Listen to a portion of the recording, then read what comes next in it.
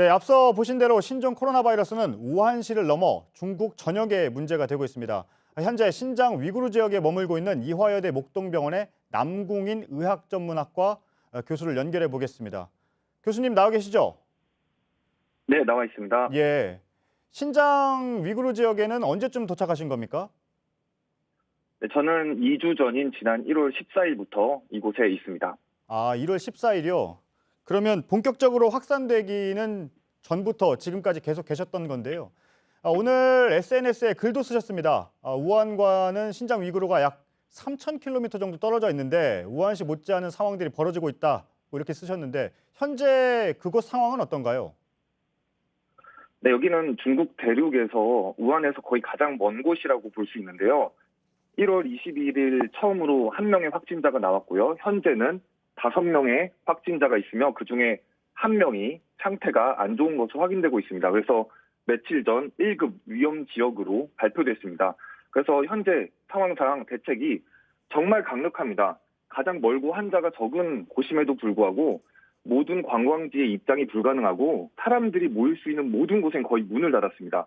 모든 여행도 취소됐고 식당도 거의 대부분 문을 닫았습니다. 방역복을 입은 사람들이 계속 돌아다니는데 열이 나면은 옆 도시로 이동도 할 수가 없고 호텔에도 못 들어가고 아파트 단지에도 못 들어갑니다. 사람들의 이동 자체를 열이 나면은 막아버리고 있는 실정입니다. 저도 그래서 지금 돌아다니지 못해서 호텔에 갇혀 있는데 이 호텔도 내일 아침에 폐쇄가 돼서 쫓겨납니다.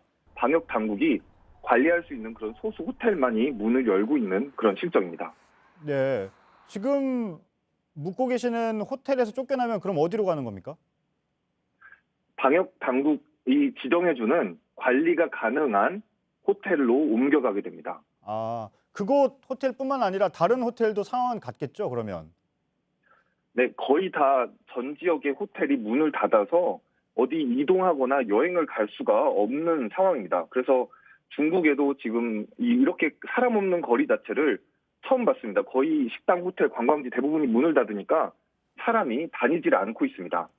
예. 그 의료용 마스크 또 방호복이 부족하다 이런 얘기도 나오는데 그곳은 어떻습니까, 지금?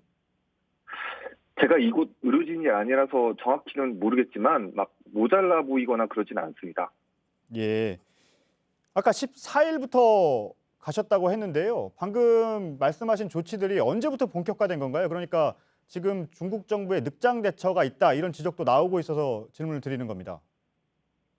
네, 실제로 처음 확진자가 이곳에 나올 때만 해도 이런 조치는 없었습니다. 하지만 며칠 전부터 본격화됐습니다. 전국적으로 예방 조치를 며칠 전부터 시행한 것으로 보입니다. 며칠 전부터요. 그렇군요. 네, 또 하나가 중국 정부가 초기에 정보를 제대로 공개하지 않았다. 이런 국제사회 비판도 있었는데요. 또 현지 언론에서도 이 내용을 좀 찾아보기 어렵다는 저희 특파원의 보도도 있었습니다. 현지에서 보실 때 중국 정부의 대처는 좀 어떻게 평가하십니까? 처음에는 실제로 적당히 무마하려고 하지 않았나 생각을 합니다. 우한에서 시기를 놓친 게 이번 유행의 이유기도 하고요. 하지만 지금 국제사회에 매일 상황을 업데이트하고 학자들이 논문도 공유를 하고 있습니다. 길에 있는 사람들이 실시간으로 얼마나 병이 번졌는지 체크를 하고 있습니다.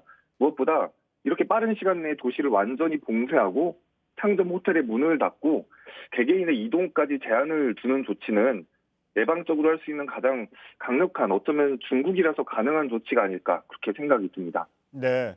교수님은 그러면 언제 한국으로 다시 돌아오시는 겁니까? 네, 저는 곧 다른 나라로 떠나서 2월 10일경에 귀국할 예정입니다. 예. 그곳에서 다른 나라로 가는 건 통제가 안 된 상황인가요, 지금? 일단은 가능합니다. 저도 가봐야 알겠지만 어떤 방역을 거칠지는 잘 모르겠습니다. 네, 알겠습니다. 건강하게 귀국하시길 바랍니다. 지금까지 중국 신장 위구르에 머물고 있는 이화여대 목동병원의 남궁인 응급의학과 교수였습니다. 잘 들었습니다.